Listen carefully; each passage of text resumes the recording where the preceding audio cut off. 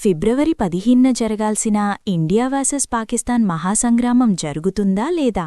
ప్రస్తుతం క్రికెట్ ప్రపంచంలో ఇదే పెద్ద ప్రశ్న. పాకిస్తాన్ క్రికెట్ బోర్డ్ పీసీబీ ఐసీసీకి 3 కఠినమైన షరతులు పెట్టింది.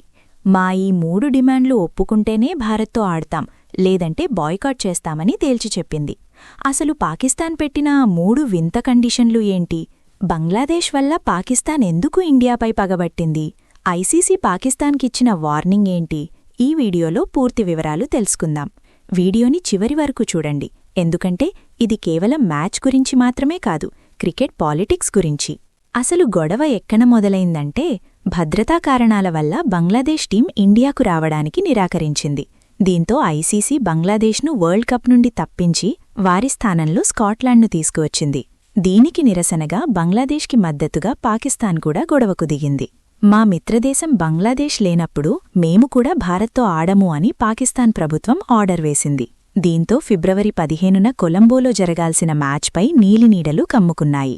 ఇప్పుడు లేటెస్ట్ అప్డేట్ ఏంటంటే, ఐసీసీ అధికారులతో జరిగిన మీటింగ్లో పీసీబీ చీఫ్ మొహ్సిన్ నఖ్వీ 3 కండిషన్లు పెట్టారు. అవేంటో చూద్దాం. భారీగా డబ్బు కావాలి, అంటే ఇన్క్రీస్డ్ రెవెన్యూ షేర్. ఐసీసీ ఆదాయంలో పాకిస్తాన్కిచ్చే వాటా అంటే షేర్ పెంచాలి. ఇండియా మ్యాచ్ ఆడితే ఐసీసీకి 1000 కోట్లు వస్తాయి కాబట్టి మాకు అందులో ఎక్కువ భాగం కావాలి అని డిమాండ్ చేస్తున్నారు. ద్వైపాక్షిక సిరీస్ అంటే బైలాటరల్ సిరీస్. కేవలం వరల్డ్ కప్లోనే కాదు, ఇండియా పాకిస్తాన్ మధ్య మళ్లీ ద్వైపాక్షిక సిరీస్లు మొదలవ్వాలి. దీనికి ఐసీసీ గ్యారంటీ ఇవ్వాలి. షేక్ హ్యాండ్ రూల్ అంటే హ్యాండ్ షేక్ పాలసీ.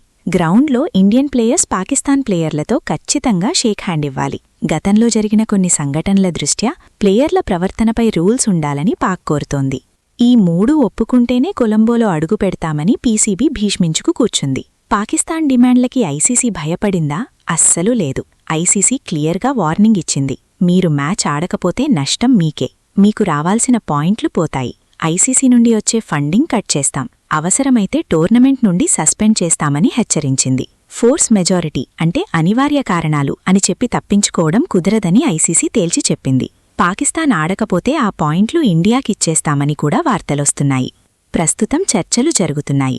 ఐసీసీ అధికారులు లాహోర్లో తిష్టవేసి పాకిస్తాన్ను ఒప్పించే ప్రయత్నం చేస్తున్నారు. లేటెస్ట్ సమాచారం ప్రకారం పాకిస్తాన్ వెనక్కి తగ్గే ఛాన్స్ ఉంది, కానీ తమ డిమాండ్ల కోసం చివరి వరకు పోరాడుతుంది. సో ఫ్రెండ్స్, మీరేమంటారు?